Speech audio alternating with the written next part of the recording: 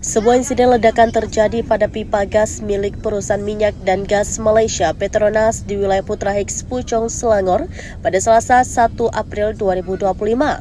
Akibat peristiwa ini, puluhan orang dilaporkan mengalami luka-luka.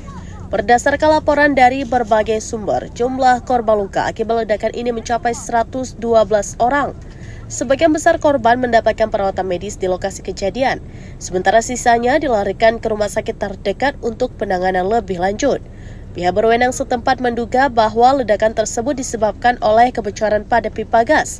Warga di sekitar lokasi kejadian melaporkan adanya getaran kuat yang dirasakan saat ledakan terjadi sekitar pukul 8 waktu setempat.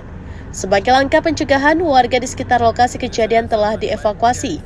Pihak berwenang masih terus melakukan investigasi untuk mengetahui penyebab pasti ledakan ini dan memastikan keamanan wilayah sekitar.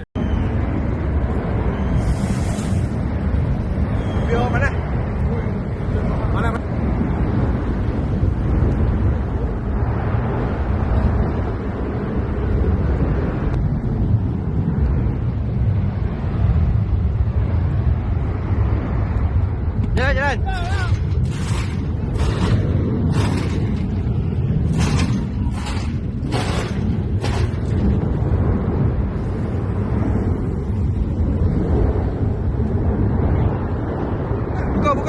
Buka deh.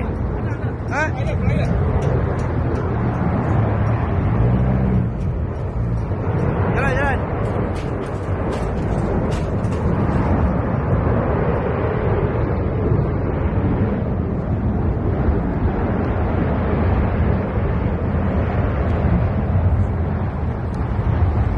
Baik gas ni. Baik gas.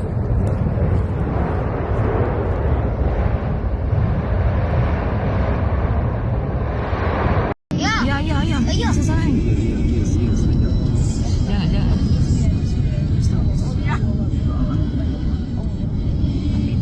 Jangan lalu sini cakap dengan dia. Tolong, beritahu dengan guru.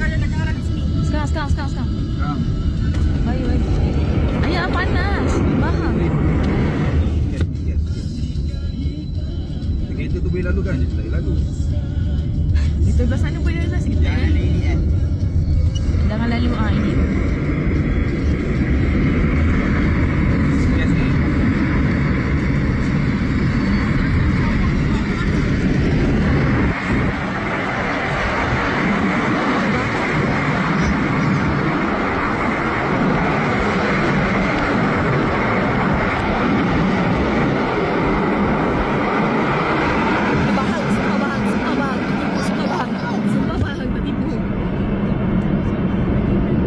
Faham?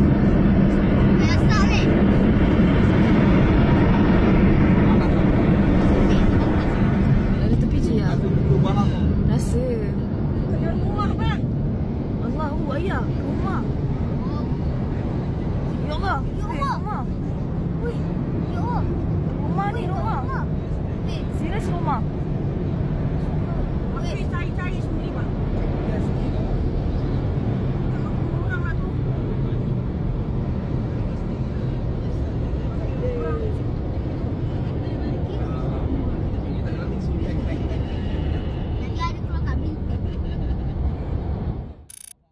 Download Tribun X sekarang, menghadirkan lokal menjadi Indonesia.